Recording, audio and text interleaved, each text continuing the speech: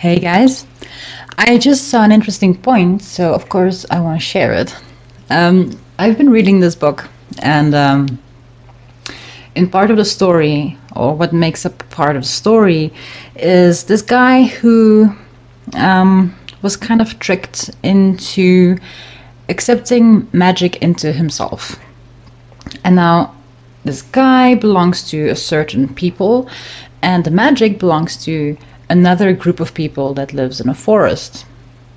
And the two people are actually, in terms of the whole story and how that imaginary world operates and what's going on in there, those two people are at odds with each other because their interests are in conflict. The one people that the guy belongs to is like what you would call a civilized society, and they're trying to build roads and things like that.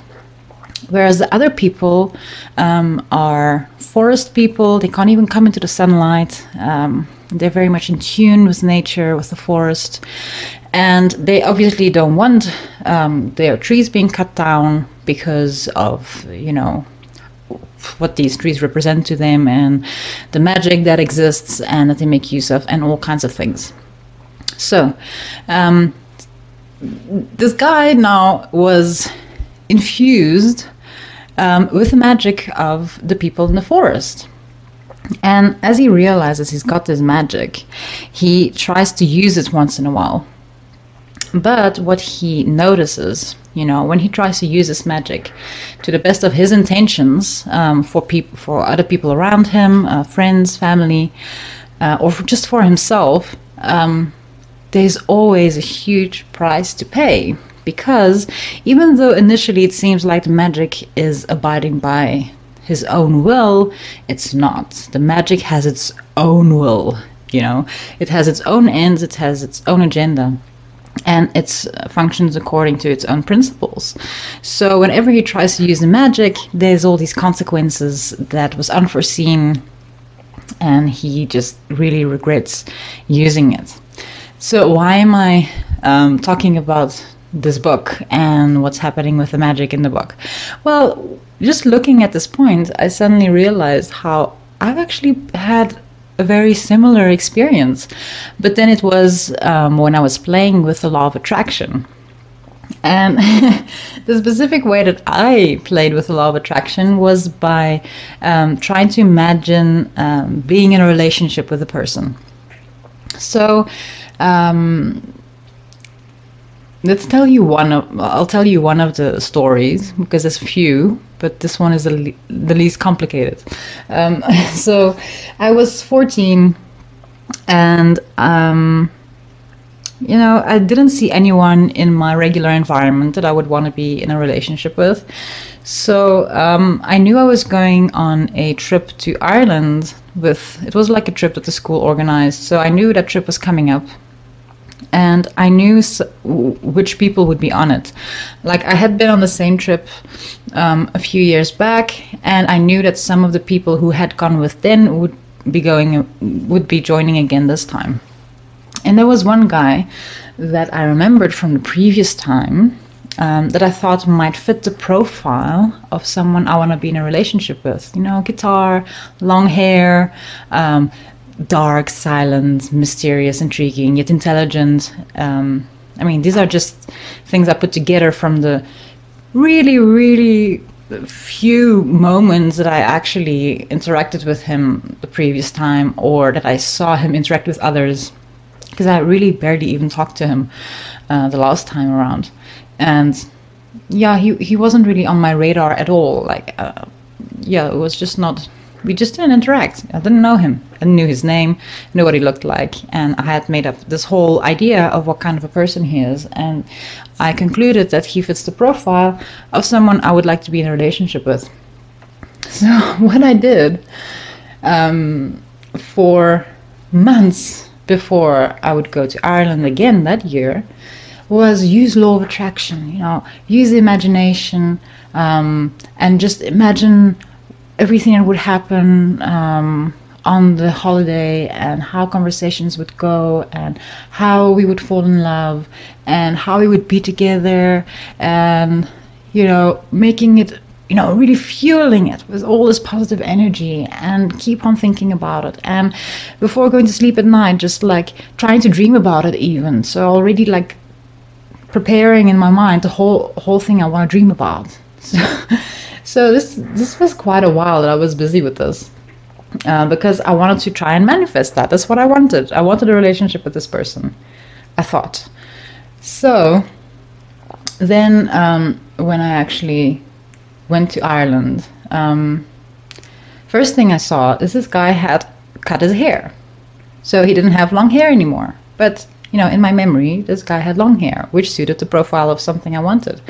And now he didn't have long hair. But, when you think that much about a person, and you put in all the imagination and all the future projection and all the energy and all the feelings, it was kind of too late already for me. I kind of had already set my mind on that guy. I already decided to be in love with him.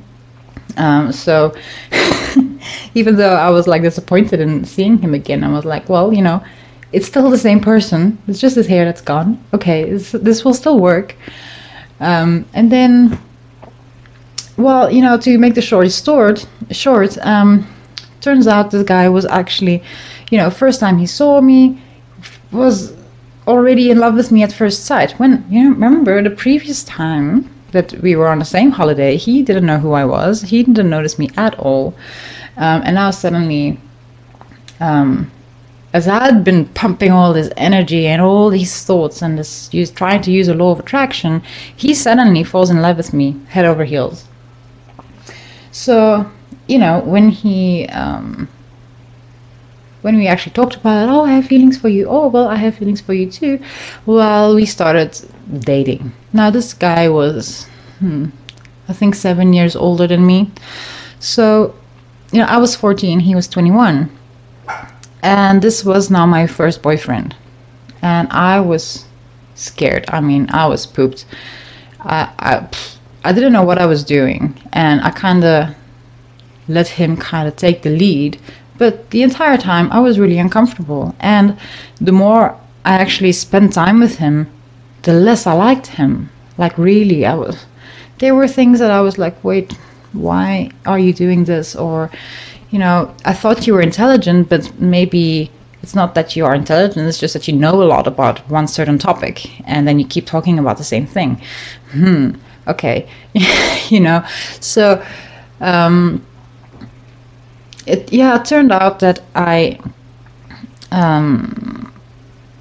really didn't feel comfortable with him at all, but just because I had already decided that, I had already created all these feelings, and maybe perhaps with emanating all this energy, he picked up on it and just immediately returned it, even just by looking at me the first time he saw me getting on the bus.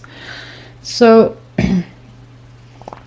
from that perspective, and I tried this multiple times, and each time I tried, there would be these really unpleasant and completely unforeseen consequences where, because the one time I even did the same exercise, the whole same thing, with 3 different guys. And it was also a holiday. I did the same thing with 3 different guys. I was like, well, if it doesn't work with the one, I've got the 2 others, and then I'll see who I like most. But then there was this whole dramatic play out, and it was a big fuck up.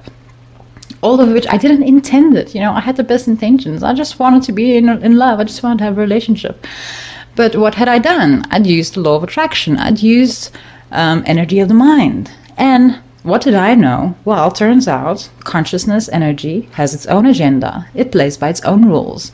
It doesn't abide to what I want. It doesn't really serve me at all. It works according to its own rules. If you have positive, you have negative. It just kind of spirals completely out of control, and you have no handle on things at all. You set something in motion, which I did many times. I set things in motion that I had no understanding of. I didn't even know these people, and just by my own participation, my thoughts, my imagination, my future projection, making all these decisions inside of me and keeping on fueling it with energy, I created so much consequence in other people's lives. So, there is a lot of people out there who use a lot of the law of attraction, I'm sure. And whether that is to secure a relationship or make your business successful or make a lot of money or it doesn't really matter what your intention is, or what you're trying to achieve. Know that you're playing with fire, in the sense of you don't know what you're doing. Energy consciousness is not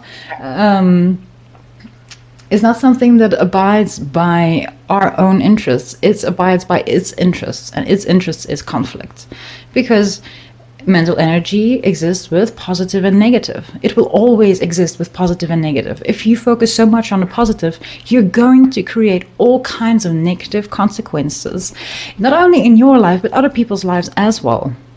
Because that's what consciousness energy thrives on. It thrives on conflict. It thrives on friction, because that's what keeps it going. That's what sustains consciousness energy. That's what it does. It'll keep doing that forevermore.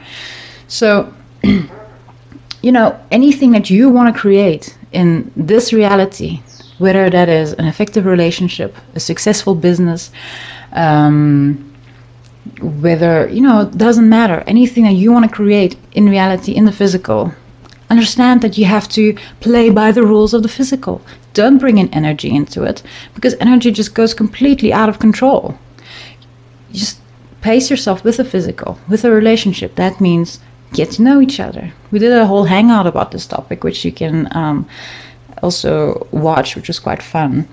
And that was the main problem that also was identified there, is, you have to actually communicate. You have to actually get to know someone before you jump into a relationship with them and assume that everything will be, roses and unicorns. It doesn't happen that way. It doesn't work that way. Same with if you want to create a business, you have to actually take the practical steps in the physical to create that business, to make things move, to make things flow. So, yeah, that was my little something that I just saw and wanted to share. So, just to remember, when you try and use energy to your own ends, it doesn't work. It has its own agenda, its own rules, its own principles, and its own interests, and it's not going to bend to yours. So use that which naturally sustains, supports, and nurtures, which is what? It's the physical. Physical takes care of everything. That's its own principle. Energy doesn't take care of anything. Energy creates conflict. That's what energy does. So you want to create, you want to support, you want something sustainable, aligned to the physical, because that's the principles that already exist in the physical. All right, thank you. Bye.